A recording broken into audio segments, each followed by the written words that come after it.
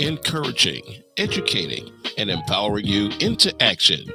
This is Warriors Talk with your host, Lady ReShell. Hello. Welcome to Warriors Talk with author and founder Lady ReShell, where we move away from awareness towards action. It is Health and Wellness Monday, and our topic for today is the silent side of cancer. We are live on Intellectual Radio. We just heard from the Drive FI with Roman. Keep it locked right here on Intellectual Radio and allow us to feed your brain. On the last episode of Warriors Talk, I spoke with Mimi Frazier, the founder of Linkage Wellness, and we talked about empowering women through wellness. You can head over to Intellectual Radio on YouTube and stay connected for any episodes you may have missed. The quote of the day is, "When you get to the end of your rope, tie a knot and hang on." That quote is by Franklin D. Roosevelt. We are so grateful for our sponsor on today. We have Emmanuel Church of God in Christ with Pastor Michael Richardson, who has a special message for us. Greetings, I am Pastor Michael Richardson. And I am First Lady Anastasia Richardson from the Emmanuel Church of God in Christ. We're located at 3058 West Van Buren in Chicago, Illinois. We are building upon a solid foundation.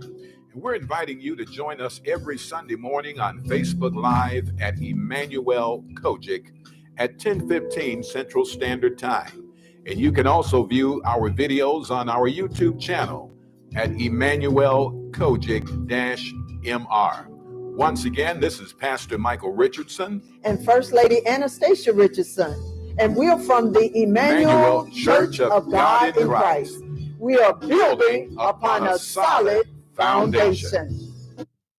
World Cancer Day is an international day observed every February 4th to raise awareness about cancer. It encourages prevention and it mobilizes action to address the global cancer epidemic. The day is led by the Union for International Cancer Control, and it was established in the year of 2000. The World Cancer Day theme for 2025 through 2027 is United by Unique. Right now, as of 2020, approximately 20 million cancer cases were newly diagnosed and 9.7 million people died worldwide. By 2050, the number of cancer cases is predicted to increase to 35 million based solely on projected population growth. If you are tuned in on any form of social media, like the show, share the show, and invite someone else in on the show that you feel may benefit information. So today we're going to talk about the silent side of cancer. And this diagnosis, or you know someone who has had a cancer, or if you had a diagnosis of a major illness, some of these things may apply to you as well. So let's just jump right in and talk about the emotional toll that cancer takes on someone when you get a cancer diagnosis. And we know the first thing that sets in is fear because of everything that we have heard about cancer, everything seen on TV. They always show some little skinny person with a bald head looking sickly. And so that's how we identify with cancer. When we see or hear that someone has cancer, we're thinking about those things. We're like, oh, okay, that's how they're going to look. So as far as the emotional toll, fear and anxiety sets in about not just about the future, but like what's happening right now, what's going through my body right now, and then what's going to be happening in the future, because I'm going to maybe have to do surgery, chemo, maybe radiation. They may have to cut off some body parts or put some implants or something in me. Like, it's so many things that goes through your mind when you first hear the words that you have cancer.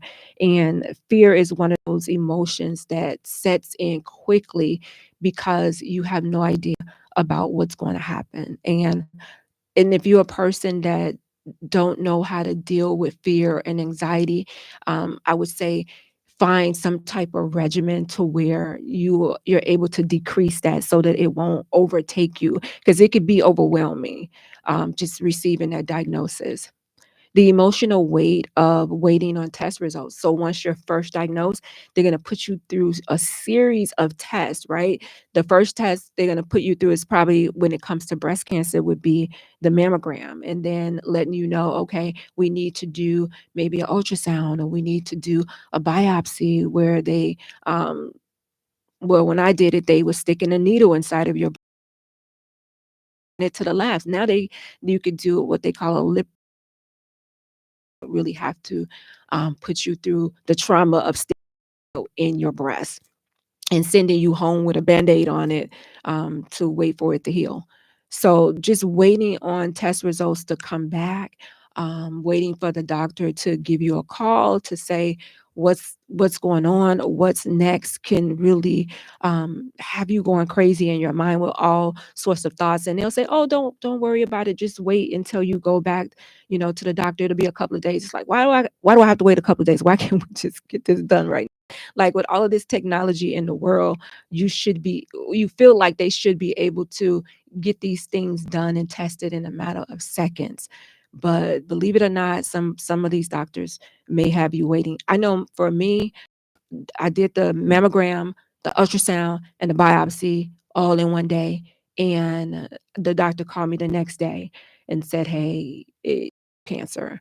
And I was just like amazed, like how you know that quick? Like, really, that was really fast.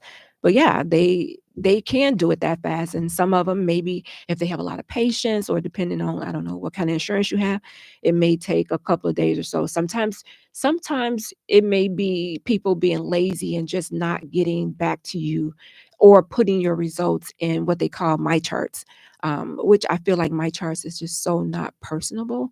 But it's for people who want to know. Maybe you want to read it in the comfort of your own home, which is okay. So, and then the one of the benefits of my charts that I like is that your records are there. Like, even if you want to switch doctors, a lot of them use my charts, and so you don't have to like request your records. Like, everything is there. Your history of your medical history is there. So that's one of the good things about my chart. As far as the emotional toll, a lot of people may deal with depression. Depression can set in, and for most of the part, if you're going through a cancer diagnosis or you're newly diagnosed, the depression is not long term.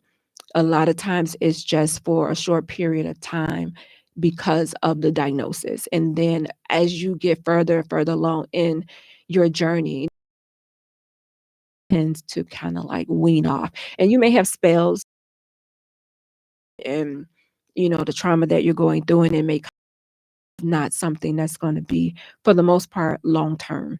Um, Loneliness, and I would say don't keep it to yourself. So if you feel depressed, communicate that to your doctor, and I wouldn't say right away allow them to put you on any medicine or anything like that, because there are different ways that you can deal with depression without medication. So, but at least communicate to your doctor that this is how I'm feeling. So they may offer for you to go to see a therapist or a counselor, which I am all for. Loneliness is one of those things that when you have a diagnosis, you tend, especially if nobody else around you in your immediate family or your close circle has that same diagnosis, then you tend to feel lonely, because yes, I could tell my husband about it. I could tell, my friend about it. But if they have not went through the diagnosis, it's kind of hard for them to really be in my shoes, right? They can have empathy for you, and just feel some type of way because you're feeling that way. But if they don't have the same diagnosis, it's kind of hard for them to really, I get it. I know exactly how you're feeling. So a lot of times you retreat into yourself and you feel lonely because you feel like I'm the only person that's going through this, or you feel like nobody else understands what you're going through. And no, I always say your diagnosis is unique to you and yourself. So even if they try to compare you to other people, you're a totally different person. The people they're trying to compare you with. So, and the way your body reacts to different medicine and different things may be totally different than the next person. So don't whatever somebody else is going through, even if you were diagnosed with the same thing. There's a thing called survivor's guilt that individuals get when they're diagnosed with, it don't necessarily have to be cancer, but survivor's guilt is, I was diagnosed with cancer. My sister was diagnosed with cancer. My sister passed at the age of 52. When I got to that age of 52, I was nervous because I was like, oh, like she passed at 52. And then once I surpassed the age of 52, I felt kind of guilty because I'm like, she passed away from this. Like, why couldn't she live to share her journey and tell her story, tell her story? She was diagnosed in 2010 of April. By December of that year, we were burying her. So I felt some type of way because then I'm like, what? I'm not special. Like, what? Why am I still here? Like, why did God see fit to take her and not me? So you have that survivor's guilt, and you think about every time you hear someone pass away from cancer. With me, it's breast cancer, especially because the breast cancer community is so close knit that when I hear that somebody passes, it just does something to me because it makes you think of your own mortality. You think about, wow, that could have been me, or you think about, am I next? Like you don't know because you think about, oh, when I saw that person, they looked fine, but we know you could look fine on the outside, but the inside could be a whole total mess. So survivor's guilt is one of those things that I would say, our life is not in our own hands, right? It's not. God is the master. He created us, and it's up to him as to how long we're going to be here, what we go through. I had to come to the realization that God allowed it, right? He allowed the cancer to come. He could have said, I ain't gonna let my baby go through that. Nope, I'm not gonna allow her to go through that. You know, he allowed it. He allowed it for a reason, and ultimately it's his will. He's a sovereign God, and my thinking is that he allowed it because he's going to get the glory out of it. It's something that I'm going through is going to allow him to get the glory out of what I'm going through. And I figure like he knew that I wasn't going to keep my mouth closed. Like at the beginning of my cancer journey, I was silent because I had to come to grips with what was happening. And before I went through treatment, I didn't want to hear the opinions of other people, especially if they hadn't been through it. So I had to just, close down, go into prayer. Had my mom praying, my pastor and them praying, and my whole church was praying. And I had to really kind of like retreat within myself and be silent so that I could hear from God to say, hey, is this sickness unto death? Like, what is this? If you allowed it, and how can my body glorify you with this disease? Like, what can you get out of me going through this? So it's a lot. So I had to accept it myself that this is what I'm going to be going through. I had to process it before I could share that news with anybody else. It's a lot. It's a lot. Hey, Rizal. Rizal said, and everybody trying to tell you how to handle it and never went through it themselves. Man, ain't that the truth? That bothers me. It really does. Oh, I know someone who went through it and this is what they did. They stopped eating all sugar. They not doing caffeine. They just doing all juicing and this and that. And it's just like, okay, that may work for that person. It may work for that person. It may not work for you. It may not. Who knows? Your cancer may be more aggressive. Your cancer may be already too far gone. Who knows? You don't know. So I would say sometimes you have to block out the noise, right? You have to block out what people are saying. And there are some things that you can do when it comes to eating, when it comes to exercising, when it comes to less stress, and when it comes to making sure you get your rest that plays a part in your mortality. Yes. And I would say do those things, but research those things for yourself before you just allow somebody to give you a remedy that they haven't even tried, that they haven't even been through. They don't even know nobody that has been through it, but they're going to tell you what you should do to get through it. Mm-mm. this is your life, and you don't allow anybody to play doctor or play God with your life. I think sometimes we forget about the caregivers when it comes to the emotional toll of cancer. Um, a lot of the caregivers do have the unexpressed grief that they go through, as well as your loved ones. Just imagine being someone, you taking care of someone who was once vibrant and up and strong, and just doing everything. And then next thing you know, they're stricken with this disease, and they're like almost like an infant. Like they can't do anything for themselves. I looked at my dad. Like my dad I've never seen my dad sick. He died at 71. I never seen him sick. And then all of a sudden he get cancer and it takes him out so quick. And it's like I saw my mom, I watched her just like, by his bedside and just, loving on him and taking care of him. And that took a lot on her because my dad was the breadwinner. My dad was the one who, worked, brought money home, and made sure the house was taken care of. My mom was a housewife. And so, then the roles kind of changed. So now here she is, catering to him and making sure she's taking care of him, during his last days. And it was a sight to see because it takes I don't know, it takes a special kind of person that can do the caregiver role, right? Everybody's not built to be a caregiver. Because sometimes you may get hurt because, it's a lot. Sometimes a person may, because they're going through it, and it may not be them, but it may be the disease, and you kind of like angry or mean, and you have to not take it personally. Um, it's a lot. It's a lot. So you have to be a strong person to go through, especially that caregiver role, or just to be a loved one, supporting your person going through. So if you are a caregiver, make sure that you are taking care of yourself. Make sure that you are practicing self-care, and you're taking time to pour back into yourself, to love on yourself so that you can be refreshed and, to be able to take care of the person that you love. A lot of times we don't talk about the mental aspect of going through cancer. And I think this is one of the bigger silent side effects when it comes to going through cancer is your mental. And it's because they treat the physical, but they don't focus on the mental.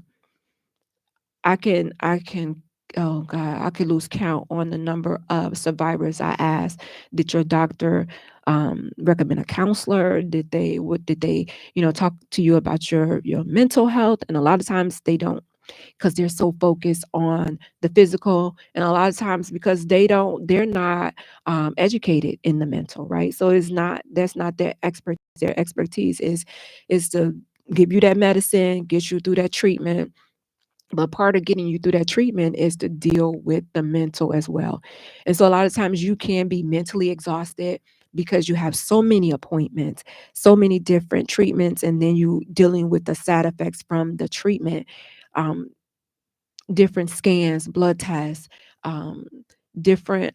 You may have to go and get an ultrasound of your heart, um, ultrasound of your kidneys. They trying to make sure that before you go through chemo, that your body is going to be able to go through it, right? So they're going to put you through all scans, and a lot of people have scan anxiety, knowing that you have to go through this. You have to sit, especially the ones where you have to sit and they say, oh, don't move, but you're going to be in here for 45 minutes. You're like, are you kidding me?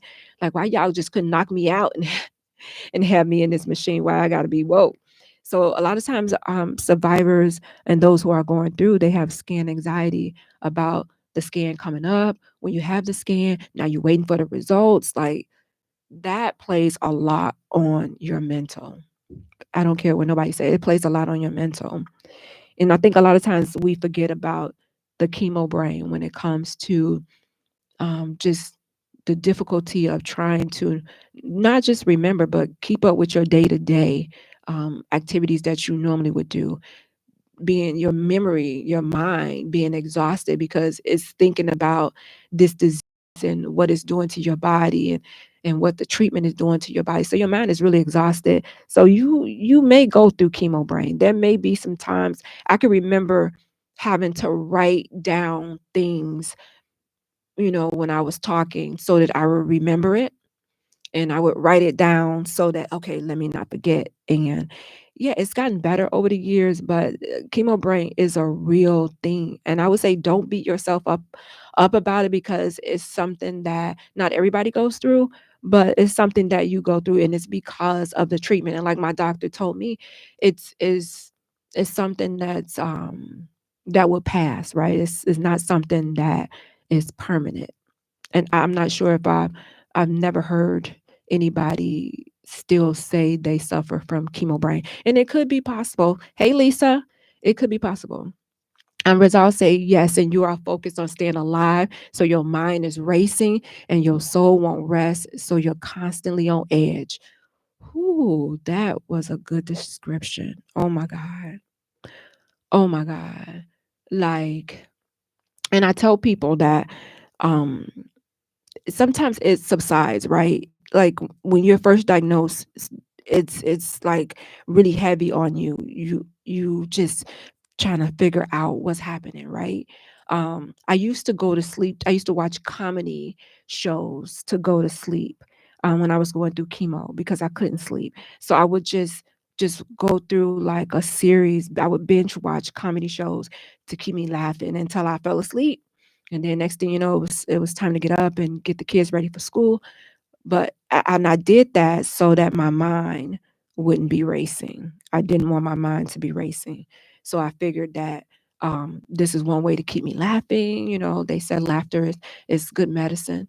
And so that's one thing I did. I did a lot of praying. I did a lot of reading my scriptures so that my soul can be at rest. It could be at peace, right? So I just kind of fitted God's word, my worship music. But trust me, a lot of times you feel like you are on edge. Like you feel like, oh, I'm about to check out of here at any moment. And this one right here it can be very discouraging. It's that pressure to stay strong just so you can appear okay to other people. Because the one thing that I've noticed that when people know that you have been through a cancer diagnosis, the first thing they do when they see you is like, "Are you okay? Is it all right? Oh, girl, well, you look like skinny, or you look like this and this," and it's just like, now, come on. And I want to just, I try not to be sarcastic or nasty to people. And sometimes you just smile like, yeah, I'm okay. How are you doing? You throw it back on them. How you doing? You all right? But the pressure to stay strong, I would say for me would have been with my kids and just at home around the house, because me being a single parent and not having like somebody like a male or spouse there to help me. I relied on my 15-year-old daughter that was there. I relied on my mom, who helped me a lot. She went to my chemo appointments. And so I appeared strong for my little children, right? Because they were all under the age of 10. So for them, I appeared strong. But for my 15-year-old and my 18-year-old at the time, like they knew what was happening. And so I didn't really have to be strong for them. They allowed me to go through it and just let it happen. But the other ones were too young to really know what was happening. Kenya just wrote a book, and Kenya, I would encourage you to call in because, yeah, I'm going to try to get through this. Kenya says, I know for me, receiving the cancer diagnosis was one of the most life altering moments I ever experienced. The initial shock of the initial shock often leaves individuals feeling as though their world has been turned upside down. It's not just about the physical, the mental and the emotional toll can be equally, if if not more. That's so true. Challenging in the days, the weeks, and the months following a diagnosis, the whirlwind of the emotions can rise: anger, fear, sadness, and even the moments of hope. Many people grapple with. I can't see the rest of it. Show me the rest, Kenya. darn it. I totally agree when it comes to, as so much is happening. And this is why I say you need to first process your diagnosis yourself before you open your mouth and start telling the world what you're going through, because you're going to be going through all these things that Kenya said. It's like a whirlwind in your head because you're trying to figure out, oh my God, like what do I do first? What's happening here, right? And so you're going to have to go through this physically, and then mentally, you really left to deal with this on your own because the doctors are not really concerned about what's going on with you mentally. And so, equally, yes, Kenya, equally, you're going through it physically and you're going through it mentally. One does not outweigh the other. One, physically, you could just see and know what I'm going through. The mentally, you can't really see it, but trust me, it's weighing on that person very heavily, very heavily. And so that's why it's ways to be kind to people, because you just don't know what somebody is going through. And when they're going through something, if you don't have anything nice to say, then just shut up. Just don't say nothing at all. Just say, "Hey, I'm thinking about you. I'm praying for you." Don't pray on them, but really pray for them. Like, if you don't have anything to say, you could give them a hug. Like, but don't come with the negative. Don't come with the negative, because right now, where I am right now, oh my God, I'm liable to say something back, and I try to be nice to people because sometimes they don't know, but then sometimes you do. Sometimes you do.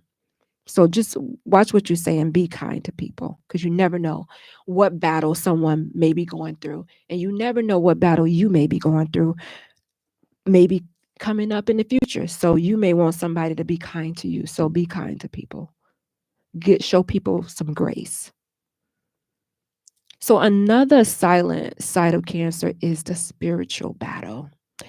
This one right here can have you questioning your whole faith, everything that you're going through. Remember, I said God allowed it, right? He allowed this to happen, and you wonder, like, why? Why are you allowing this to happen? Like, I could think of some criminals that done killed somebody, some serial killers that done killed people that's sitting in jail right now. They could be going through this instead of me.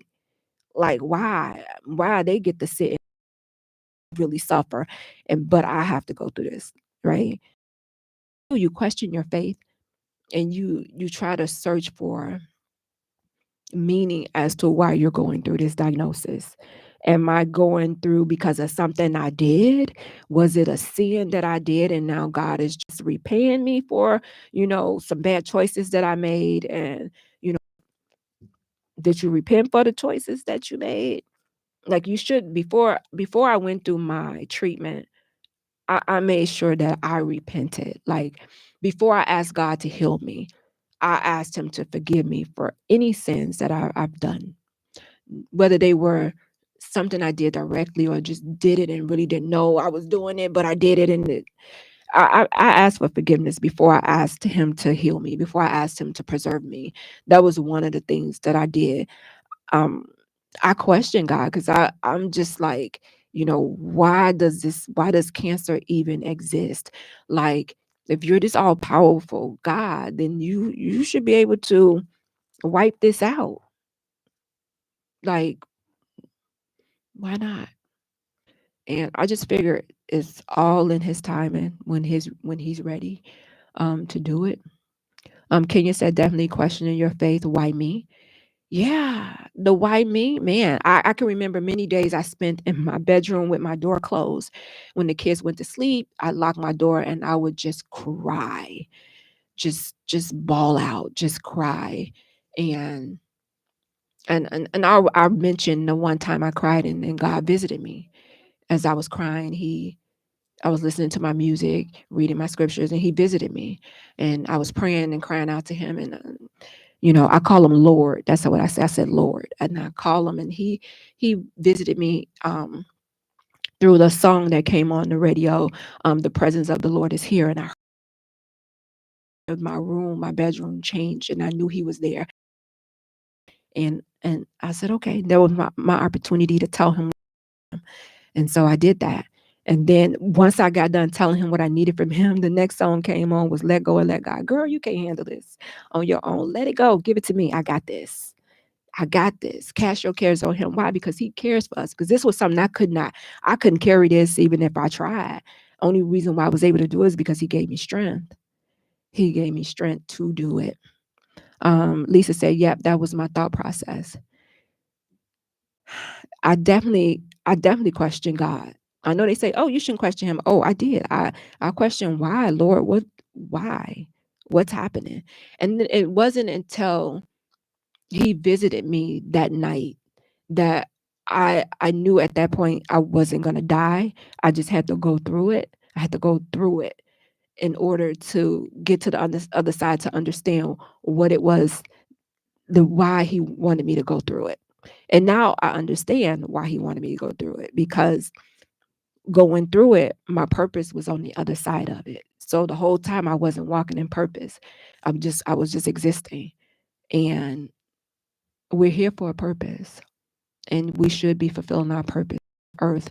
There are people that are assigned to us, assigned to our assignment.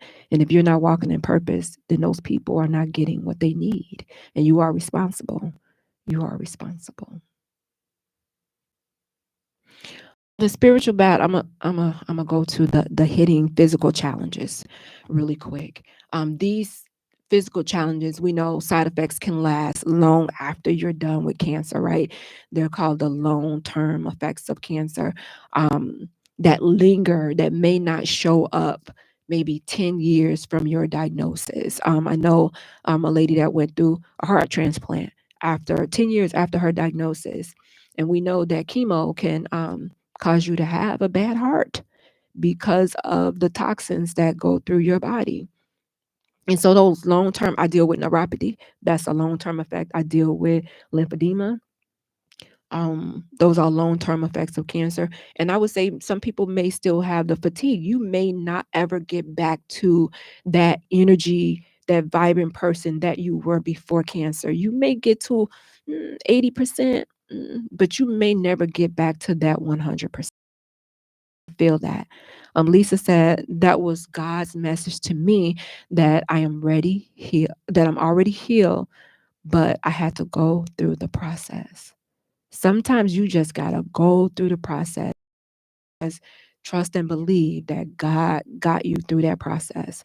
And trust me, he will give you the peace to get through the process. So you would look at other people that's going through and you'd be like, oh, wow, they're really going through. And you could be going through too, but God is just, not that he's not keeping them, but he's when you have a relationship with him, he's going to keep you. He's going to keep you. Kenya says she deals with neuropathy too. Neuropathy is no joke. Sometimes I get it when I'm driving, which is so dangerous. But I refuse to try to take any type of medicine or anything like that. When you're eating right and you're exercising, I feel that it comes less. So I just have to stay on that. Sometimes people deal with body images. We know, yes, Kenya, it's called peace. And he will give you that peace that surpasses all understanding. People look at you and say, hey, you going through cancer. How are you smiling? How are you doing this and doing that? And you going through, because God will allow you to have that peace. And they won't understand it. Sometimes you go through silent side effects of cancer. You go through body image struggles, right? Sometimes you lose your breast by choice, or you may have to get one breast removed, both breasts removed. You implants, and you may not feel like yourself, because sometimes people with implants, you still don't have any sensation in your nipples, right? They may have took fat from some parts of your body to put in your breast. So now you got scars here. A lot of us have the port scar, right? A lot of us have just different scars from if you got lymph nodes removed. You may have body images like you may not feel sexy, right? You may not. you maybe you don't even want to look in the mirror at yourself naked because you're just like, who is this person? Right. Like, that ain't me. So you go through that, and it takes a lot um to look at yourself and appreciate the whole you, and you're here. And there are things that you could do cosmetically to make sure that your body is at a place to where you love your body. And but I would say do whatever it is that you have to do to make you feel comfortable and for you to love yourself. Some cancer survivors may be on medication that they have to take long term, and maybe 5 years, 10 years, or there may be those who are dealing with, they call them thrivers. They have metastatic breast cancer where they're taking medicine. Maybe they are on cycles, or they may have to take it for the rest of their life. And that alone can have you either having changes in your body, hormone changes. You may never feel like yourself again. Never. And they may release you to go back to work. And although your time is up to go back to work, but your body may still be in a, a place to where you have no strength. But you got to go back to work. Why? Because you got to pay your bills. So the financial struggle of cancer is very real. Individuals go through. Some people may lose their jobs. Some people hours may get cut. Some people may not have the strength to go because of their treatment. So you have these bills coming in, right? You have co-pays, you have bills coming in because you're taking all these tests, and that can play uh, uh it can play on your mental as well, because you're like, I don't have the strength to go get a second job to pay these bills. So what am I going to do? What am I going to do to pay these bills? I'm worried about my health, but I got to worry about them. It's hitting my credit because I'm not paying it. I'm late. And there are some organizations out here that do help individuals that are going through a cancer diagnosis financially, but it doesn't take away all of what you're going through. I don't know a cancer organization out there that will say, "Pay all your bills, all of them, and we're going to wipe them out." But there are some out there like Warriors Talk that will help you and to bridge the gap over until you're able to financially, just to give you a little peace of mind. So I would say you can go to the Warriors Talk website, and on there I have a resource section, and under it it has financial resources for individuals who may be going through and just need a little financial stability. Make sure you get into like a support group where you get a support system around you, or you get into therapy, and you make sure that you're feeding your mental, because once you're done with the physical, you're left with that mental. And it's not a good picture. Kenya said the actual aspect can break you mentally. Baby, absolutely. Absolutely. And you don't need anything else that's going to take away from your focus on you being healed. My last one is for individuals to take action. If you know someone that may be going through and they're silent, they're not acting like themselves, and they have a diagnosis, make sure that, again, you're showing them care, love, and you're, asking them what's going on, try to figure out what's going on, and try to help them seek help so that they can be their best selves. Speak up for yourselves, break the silence. You don't have to go through by yourself. You're not alone in this battle. There's so many other individuals out here that are going through, and you don't have to share your journey with everybody.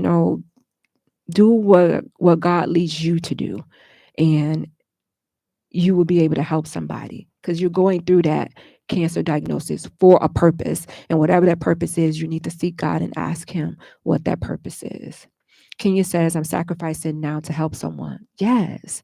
Mentoring someone else that's going through, who, baby, you reminded about what you're going through as well. You're helping somebody else. You guys, thank you so much for tuning in to Warriors Talk with author and founder Lady ReShell.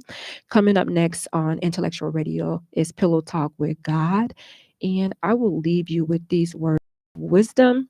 The only way to make sense of change is to plunge into it, flow with it, and to enjoy the dance. And that quote is by Alan Watts. Join me next Monday right here at 6 p.m.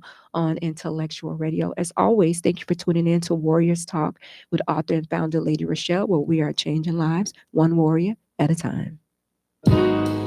Thank you for listening to this week's edition of Warriors Talk with Lady ReShell. To find more about Warriors Talk, follow at Warriors Talk, the number 1, on all social media outlets, and Warriors Talk with Lady ReShell on YouTube. Please join us next week and every Monday evening at 6 p.m. Central Standard Time on IntellectualRadio.com for Warriors Talk with Lady ReShell, where we encourage, educate, and empower you into action.